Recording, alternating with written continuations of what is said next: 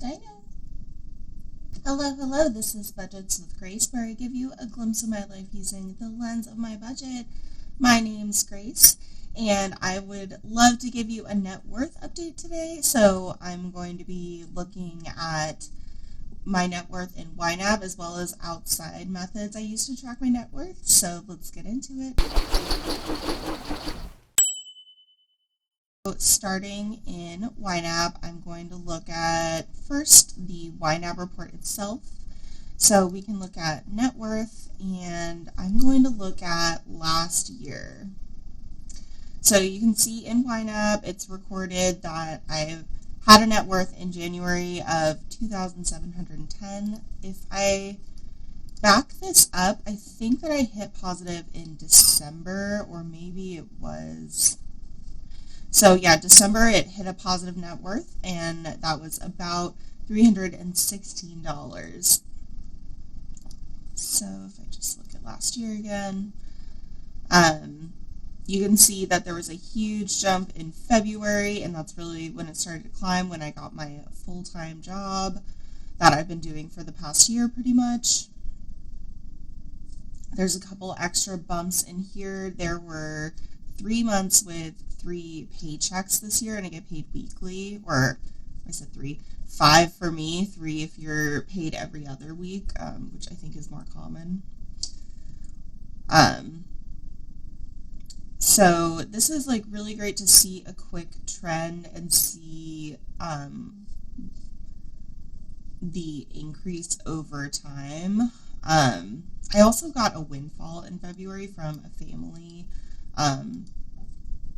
basically inheritance situation. So that is partially due to that really big steep jump you see there. So this is, great overview. It tells the change over the last year, which is almost $45,000. Just like crazy to see that amount of net worth change, not just like my income. That was how much my net worth actually changed. So I'm going to switch to Toolkit reports. So Toolkits is a extension to YNAB, basically a Google Chrome, and also Firefox extension. So I prefer this chart. I think it's easier to see. The information is in the top corner depending on where you hover on here. So I like seeing the debt ratio. I think that's interesting. So if I go to income breakdown, this is my favorite chart. So this shows some factors that impacted my net worth, like quality of life. I spent $7,000 on my Prius, which on paper just looks like a transfer from my cash assets into a different type of asset. So even though this is counted as spending as an outflow in my budget, on my net worth statement, this is just a wash. Nest egg, again, cash to investment. Wealth building, which is more long-term retirement, real estate, those types of investments. Another over $10,000, and debt freedom, $10,000. So those are all huge categories that are impacting my net worth change to be such a positive amount. And then my favorite part of this graph is that it shows my net gain. So this is money that I put aside in my budget as a sinking fund or an emergency fund or a month ahead fund, whatever, and it has stayed as a cash asset. So I wish it could be a little more granular. I wonder how much I have sitting of that in my event funds versus my true expenses as those category groups. It'd be interesting to see. So this is how it looks in YNAB. Now, another quick way that I can check on my net worth is looking at this Wealthfront account. So I do have a Wealthfront account that I opened a while ago because a friend gave me a referral link. So I have a high yield savings account under Wealthfront as well as an investment account. And the investment account is actually definitely going to be helping me pay for my wedding. I have invested in it and haven't touched it for years, so it's a perfect account to pull from and not need to pay the short-term capital gains tax from. So Wealthfront, I don't know what you're doing with your goals and stuff, but it just seems like this graph has become more and more simplified, and like they're de-emphasizing that as a feature. So it is kind of nice to see like a big number right here, and this is taking into account probably the most out of all of my tracking methods, because it has all of my accounts like I have in YNAB, my investment accounts, but it also tracks my crypto because it's linked directly with Coinbase. I am way too lazy to track the crypto. Like, it is insane. Like, it changes so frequently, and if I had the account, I would be tempted to update it constantly, and that's not the kind of relationship I want to have with my YNAB account. So it also has my mortgage and my real estate as an asset, which I also don't track in YNAB yet. That might be coming soon. And so yeah, this is definitely tracking the most out of anything, and that's why it's the highest. And now I have my custom spreadsheet. This is not available to anyone. It's not very tidy. If I were to make a spreadsheet like this available in some kind of shop, it would definitely be a lot tidier than this. So what I have going on, I use YNAB to look at the cash that I have. So let's see, cash, this is down. So I don't know what I spent on.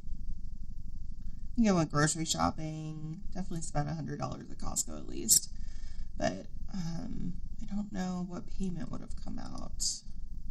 All right, so let's say $15,780. This is also, I just do rough. Investments. For this, I actually am going to look on my phone. So it is handy that Vanguard has on their mobile app just a top line number for your total assets. So the market has been down quite a bit, so I'm not really surprised, and that's fine. Let's look back at Wealthfront.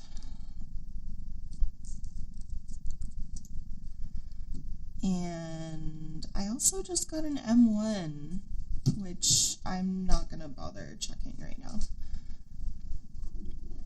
And let's see. This looks right.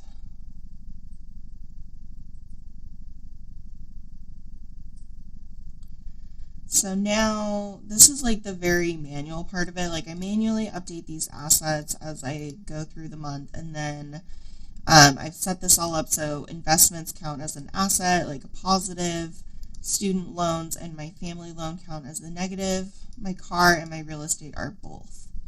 So with all that combined, and the only thing it's not counting are like my crypto, I have 160,881 as of this moment. So I'm also, my biggest expenses come out at the beginning of the month. Oh, I know where some of that money went. I transferred it to my new joint account that I have with my fiance. So that is also making this a little complicated. This is my personal net worth. And I think technically also I should be including my joints. But I'm not doing that yet. Maybe I'll update it. I'll have to think about how that will look and work in here. I also have some graphs for fun here. So I have my assets as well as my assets without real estate. Because I find that the real estate, it really skews the information because it is like such a large like monetary portion of my assets, but it's often not very helpful to include it because it's so large. It's not something that is a primary goal for me right now to pay it off. So I also like to look at it without real estate. So without real estate, I'm at, this is about what YNAB said, 45K. Is that right? Change is this much, and then, yeah, so there's probably something in here that is a little more up to date, like, I'm not sure. I'm not going to try to figure it out. They don't match exactly, but they're pretty close. And so what I know from assets without real estate is I want my investments to grow, like especially in the assets with real estate. Actually, I would say the investment slot, I want to be a much larger portion of this overall chart. And then for, I guess, assets without real estate, yeah, I guess I would also want that to increase. That makes sense. Liabilities, same thing. I have with real estate, which is so overwhelming, and I'm not trying to pay off my real estate, so it would be the difference of like focusing on decreasing, let's say, like the family loan doesn't even come up with a label because it is small. So it would be the difference of focusing on decreasing 2.4% versus decreasing 27.4%. So that's a lot easier for my human mental brain to wrap around that. Okay, like 27% of the debt that I'm really focusing on, that's what the chunk I'm looking at, and it's a little more approachable. And then down here, I just broke this up, so I have 2021 graph, and you can see this huge spike is when I got my property assessed and got my PMI removed. So no more private mortgage insurance for me. If you have bought real estate, you definitely know what that is. And if you haven't, it is going to be a big treat for you if you ever go down that road. But I had just been using the estimated price that I got when I purchased the property to calculate it, and I hadn't been paying attention to the market because it has been so insane and volatile. So in reality, if I went back and tried to track, like in September, it Zillow or whatever would have estimated my place at, but Zillow I just really don't trust in terms of a market tracker. So this is how I did it. So those are the ways that I track my net worth. I use a couple different reports in YNAB, I use Wealthfront, and I use my own spreadsheet in Google Sheets. I hope you found this video helpful. If you want to track your own net worth, know that it is very simple. You just have your assets added together, your liabilities added together, and you take the difference, and that is your net worth. So if you found this video helpful, leave me a comment, let me know. If you feel like supporting me, you can find me on Instagram, you can buy me a coffee, and of course, like, comment, subscribe, all the things. I'll catch you next time. Bye!